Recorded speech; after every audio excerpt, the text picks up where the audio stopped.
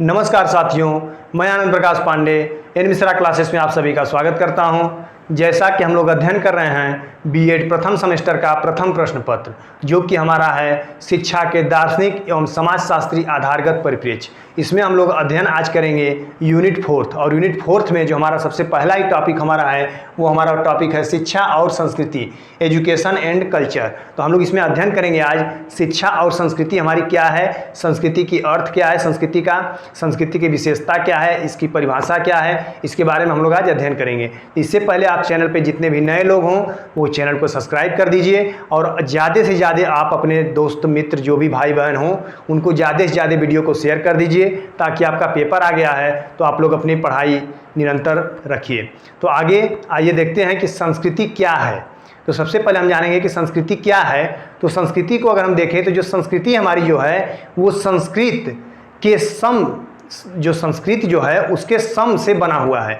जो हमारी संस्कृति जो शब्द है वो संस्कृत के सम से बना हुआ है, जिसका अर्थ होता है समानता।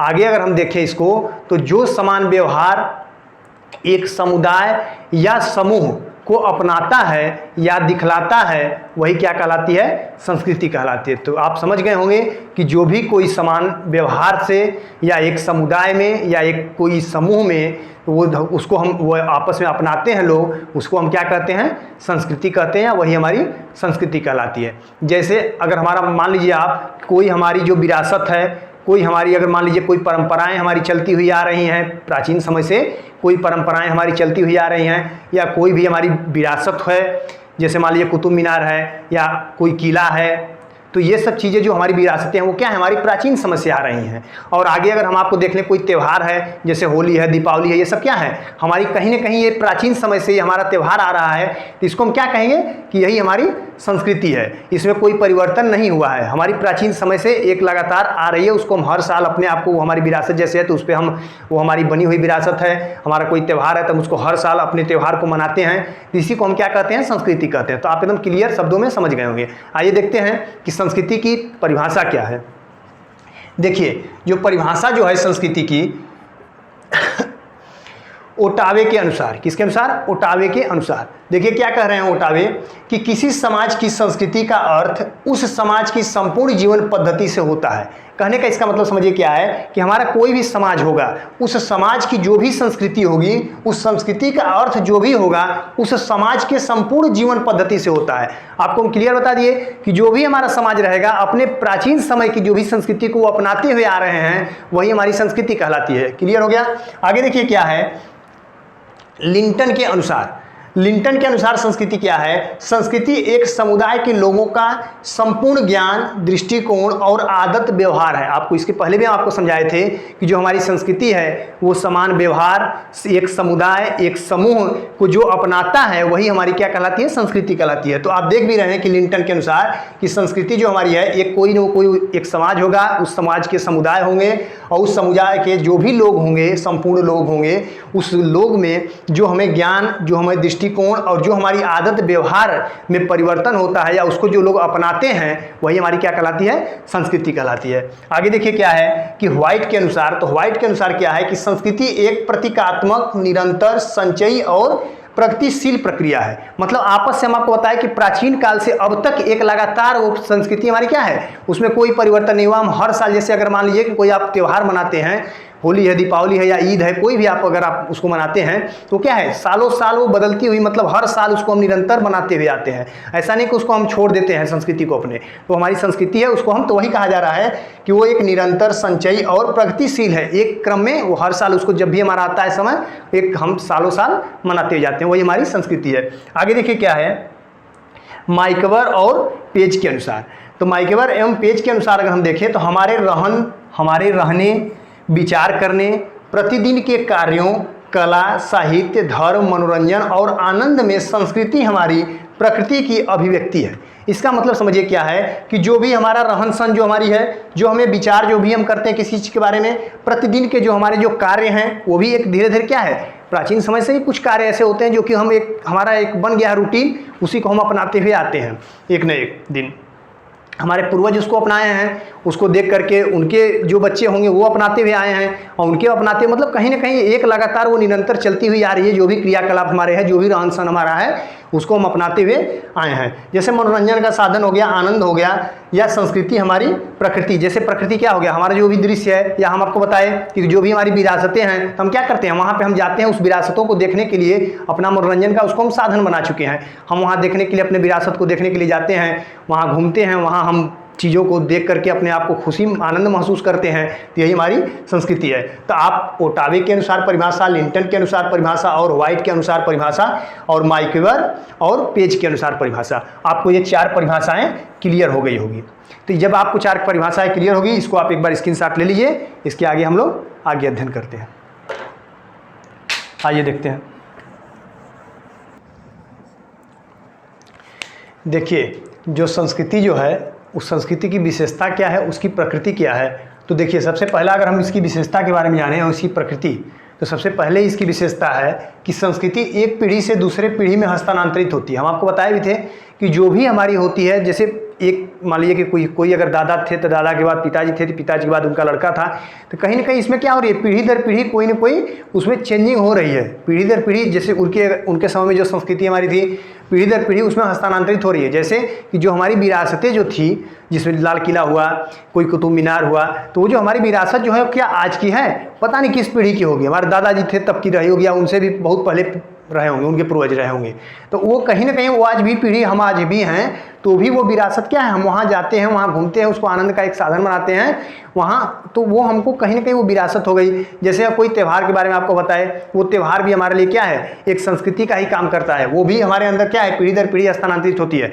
वो तब से लेकर के, प्राचीन काल से लेकर के आज तक के भी पीढ़ी में, पीढ़ी दर पीढ़ी वो आती गई, और लोग धीरे धीरे उसको कोई त्यौहार जैसे है तो उसको अभी भी लोग मनाते हुए चलते हैं। तो वही कहा जा रहा है कि संस्कृति एक पीढ़ी से दूसरी पीढ़ी में हस्तांतरित होती है, ये कहीं भी खत्म नहीं होती है, आपस में बदलती जाती है। अगला देखिए क्या है, संस्कृति समाज के आदर्श व्यवहार, जो हमारा समाज होगा उसमें एक आदर्श व्यवहार लाने का प्रयत्न करती है, प्रतिमान व नियमों का स्वरूप प्रस्तुत करती है।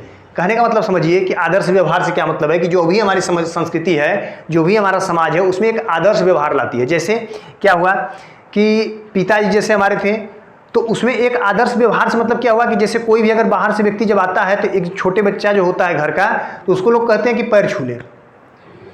कोई अगर आ रहे हैं रिलेशन से कोई भी, तो उसका पैर छूने के लिए कहा जाता है। कोई भी मान लीजिए अगर आपके अध्यापक अगर मिल जाते हैं, तो उनको प्रणाम नमस्कार, या फिर उनको पैर छूने के लिए कहा जाता है। तो ये हमारी क्या है, ये हमारा आदर्श है, आदर्श व्यवहार हमारा है। अपने भी हम भी इस चीज़ को अपनाते हैं कि कोई भी अगर हमसे बड़ा कोई व्यक्ति अगर मिल जाता है, तो उसको प्रणाम नमस्कार या उनको पैर छू करके हम उसका सम्मान करते हैं। तो यही हमारा क्या कहा जा रहा है कि संस्कृति समाज के, जो भी हमारा एक समाज है, उस समाज का जो आदर्श व्यवहार है, और इस आदर्श व्यवहार में उनको नमस्कार करना, प्रणाम करना, उनको अपने से थोड़ा सा अगर वो बड़े हैं तो उनको उच्च दर्जा देना, उनका सम्मान करना, यही हमारा आदर्श व्यवहार है। प्रतिमान व नियमों का, जो भी हमारे नियम हैं, उसको हम प्रस्तुत करती है संस्कृति के माध्यम से, हम उसको कर पाते हैं। अगला देखिए क्या है कि संस्कृति व्यक्तिक न होकर के सामाजिक होती है। क्या जो हमारी संस्कृति है, जैसे अगर हम प्रणाम कर रहे हैं, नमस्कार कर रहे हैं, या कोई हमारी विरासत है उसको हम देखने जा रहे हैं, तो क्या एक पर्सनल कोई व्यक्ति होगा बस वही जाएगा? ऐसा नहीं है कि मतलब कोई मतलब एक समाज के लोग जाएंगे, नहीं। तो वही कहा जा रहा है कि जो व्यक्ति की, ये व्यक्तिगत ना होकर के, जो हमारी संस्कृति होती है, ये व्यक्तिगत ना होकर के सामाजिक होती है। सामाजिक का मतलब कि जो भी हमारा समाज है, उस समाज के भी लोग उस विरासत को जा करके देखते हैं, उस समाज के भी लोग उस क्या नाम है, बड़ों का आदर सम्मान करते हैं, उनको नमस्कार प्रणाम करते हैं। तो कहने का मतलब यह है कि जो भी समाज के लोग होंगे, वो समाज के भी लोग क्या करते हैं, इस संस्कृति का पालन करते हैं। तो ये प्रक्रिया जो होती है, एक पर्सनल व्यक्तिगत नहीं होती है कि कोई एक व्यक्ति इस संस्कृति का पालन करेगा। इस संस्कृति का पालन सब कोई, एक हमारा जो समाज है, वो पूरा का पूरा समाज करता है और करेगा। तो वही कहा जा रहा है। अगला पॉइंट देखिए क्या है कि संपूर्ण पर्यावरण का वह भाग जो मानव द्वारा बनाया जाता है।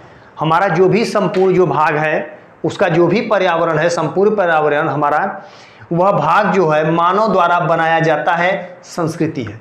कहने का मतलब समझिए क्या है कि जो हमारा संपूर्ण पर्यावरण है, जो हमारे आसपास का जो भी हमारा जलवायु है, जो मौसम है, वो जो भी हमारा पर्यावरण है, उसका वह जो भाग है वो मानव द्वारा बनाया जाता है, वही संस्कृति है। तो कहने का इसका मतलब क्या है कि अगर हम उस संस्कृति को हम जैसे पीढ़ी दर पीढ़ी हम क्या है, पेड़ों को नहीं काटना चाहिए, वो हमारी क्या है संस्कृति है, उसको उससे हमें ऑक्सीजन मिलता है, ये कहीं ना कहीं वैज्ञानिक तथ्य भी है, लेकिन हमारी संस्कृति भी है कि हम पेड़ों का पूजा जैसे करते हैं, पीपल के पेड़ का पीपल के पेड़ में, बरगद के पेड़ में, तो हम जब पूजा करते हैं तो हमारी संस्कृति मानी गई है कि पेड़ों में भगवान वास करते हैं, पेड़ों में भगवान रहते हैं।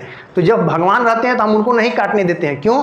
क्योंकि हमारी संस्कृति शुरू से जो प्राचीन समय से ही जो लोग थे उसको अपनाते हुए आए हैं कि पेड़ों में भगवान निवास करते हैं, हमें पेड़ों की पूजा करनी चाहिए। ऐसे तमाम तरह की चीज़ें हैं जिसको कि पीढ़ी दर पीढ़ी प्राचीन काल से वो चीज़ें आ रही है। तो वो क्या है, हमारा जो पर्यावरण है उसको मानव द्वारा ही बनाया जाता है। अगर हम पेड़ को काट दें तो क्या हो जाएगा, मानव द्वारा ही वो नष्ट हो जाएगा।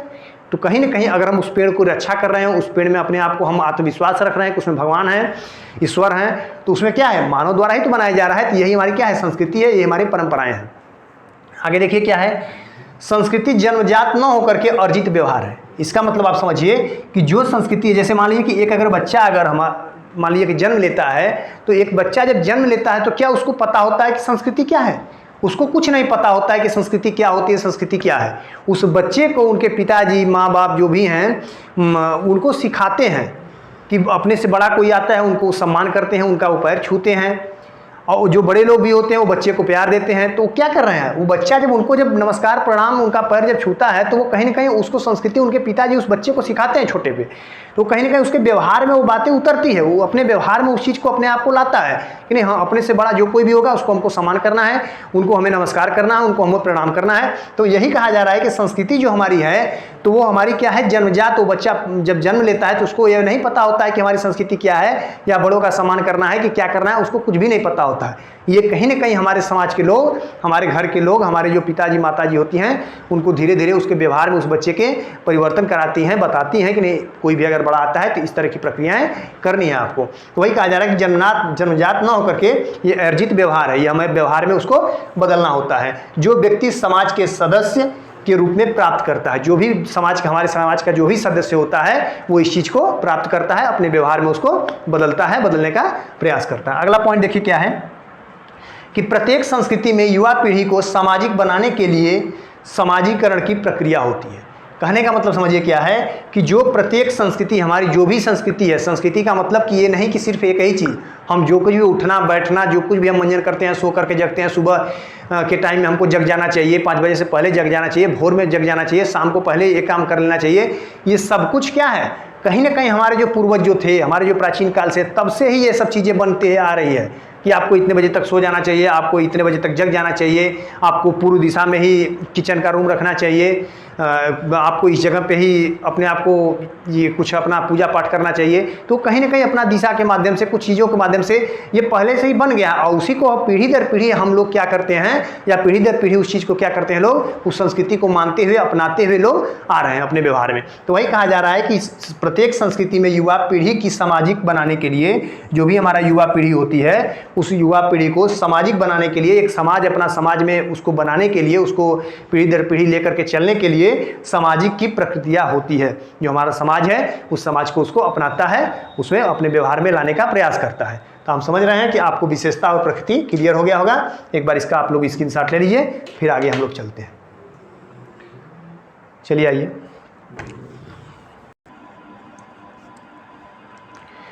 देखिए जैसा कि हमारी संस्कृति और सभ्यता, जो हमारी संस्कृति है और सभ्यता है, इसमें क्या अंतर है, इसमें क्या अंतर है। तो संस्कृति और सभ्यता में हम अंतर देखेंगे।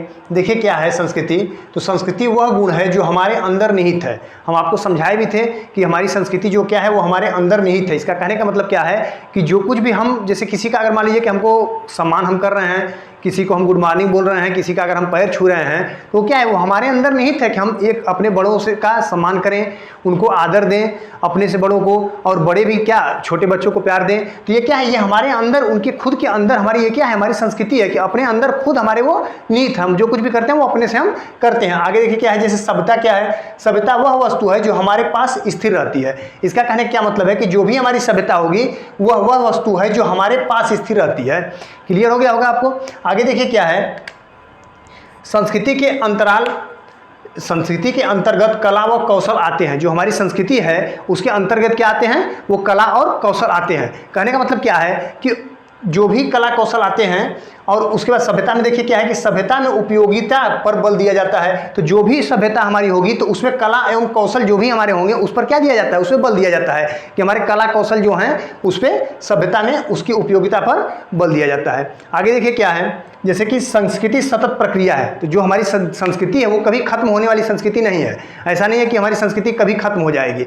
आप पीढ़ी दर पीढ़ी देख भी रहे हैं कि जो भी हमारी पुरानी जो हमारी परंपराएं जो चलती आ रही है, जैसे आपको हम बता भी रहे हैं कि किसी का सम्मान करना है, कोई चीज़ हम एक बड़ों का आदर हम करते हैं, उनको गुड मॉर्निंग बोलते हैं। तो ये सब क्या है, ये सतत प्रक्रिया चलती हुई आ रही है, एक पीढ़ी से दूसरे पीढ़ी में बदलते हुए आ रहा है। ऐसा नहीं कि वो हमारा खत्म होते चला जा रहा है, वो संस्कृति हमारी है। आगे देखिए क्या है, सभ्यता के अंदर समस्त भौतिक पदार्थ आते हैं। तो जो सभ्यता के अंदर समस्त भौतिक पदार्थ आते हैं, इसका मतलब क्या है कि जो हमारी सभ्यता है उसके अंदर जो कुछ भी हमारे, जैसे कि रहन सहन, वेशभूषा, जो खाने पीने का जो कुछ भी पदार्थ है, ये सब कुछ किसके अंतर्गत आते हैं, सभ्यता के अंदर ये समस्त भौतिक पदार्थ आते हैं कि हम क्या खाते हैं, किस तरह से रहते हैं, रहन सहन, जो कुछ भी हमारे कपड़े वस्त्र हैं, वो सब हमारे इसमें सभ्यता के अंतर्गत समस्त भौतिक पदार्थ के अंतर्गत आते हैं। आगे देखिए क्या है कि संस्कृति का विस्तार अत्यधिक धीमा व जटिल होता है। जो हमारी संस्कृति जो हमारी है ये बहुत तेज़ी से नहीं परिवर्तन हो पाता है, बहुत धीरे धीरे हो पाता है। ये कहीं ना कहीं जैसे कि आपका जो भी पुरानी जो प्राचीन काल से जो सभ्यता, जो प्राचीन काल से जो भी, जैसे हम आपको बताए भी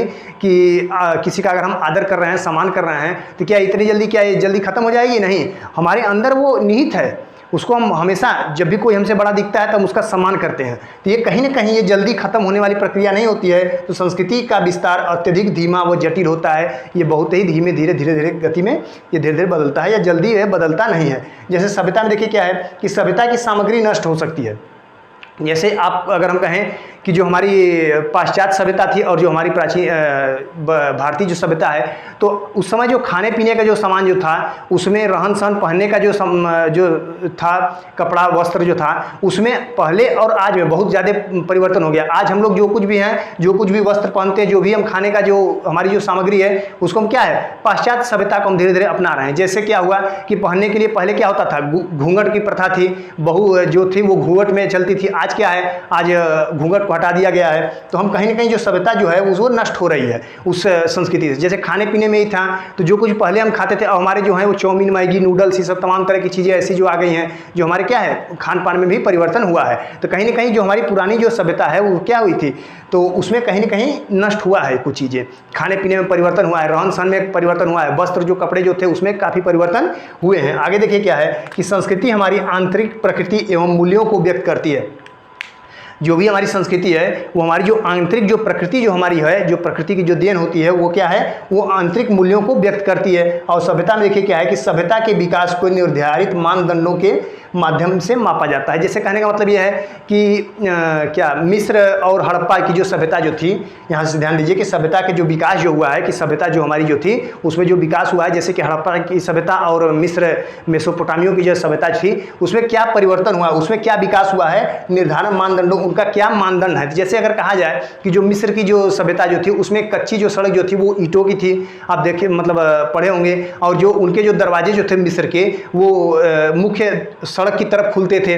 और आगे अगर हड़प्पा सभ्यता की अगर हम बात करें तो हड़प्पा सभ्यता में जो ये सड़कें थी वो पक्की ईंट की बनी हुई होती थी। और अगर हड़प्पा सभ्यता जो थी उसमें अगर हम दरवाजों की बात करें तो जो कुछ भी गली जो थे उस गली की तरफ खुलते थे। तो आप क्लियर हो गया होगा कि इनके जो मानदंड थे और जो सभ्यता में जो विकास हुआ था वो हड़प्पा और मिस्र से एक तुलना करके हम आपको क्लियर करा दिए। तो आपको हम शिक्षा और संस्कृति, इसमें इसका अर्थ क्या था, परिभाषाएं क्या थी, और उसके बाद इसकी विशेषता क्या थी, और संस्कृति और सभ्यता इसमें अंतर क्या था, आपको क्लियर हो गया होगा। एक बार इसका स्क्रीनशॉट आप ले लीजिए। तो हम लोग आज अध्ययन किए शिक्षा और संस्कृति। तो हम लोग आज ये टॉपिक आपको बहुत क्लियर हो गया होगा पूरा का पूरा। तो आप लोग चैनल पे जितने भी नए लोग हों वो तो सब्सक्राइब करिए, और ज़्यादा से ज़्यादा वीडियो को आप लोग शेयर किया करिए, ताकि आप तो मान लीजिए आप तो पढ़ेंगे, आप तो पढ़ रहे हैं, पास हो जाएंगे, लेकिन आपके जो दोस्त हैं, जो भाई बहन हैं, वो भी वीडियो को देख करके अपने टॉपिक को क्लियर कर पाएँ। इसी के साथ धन्यवाद।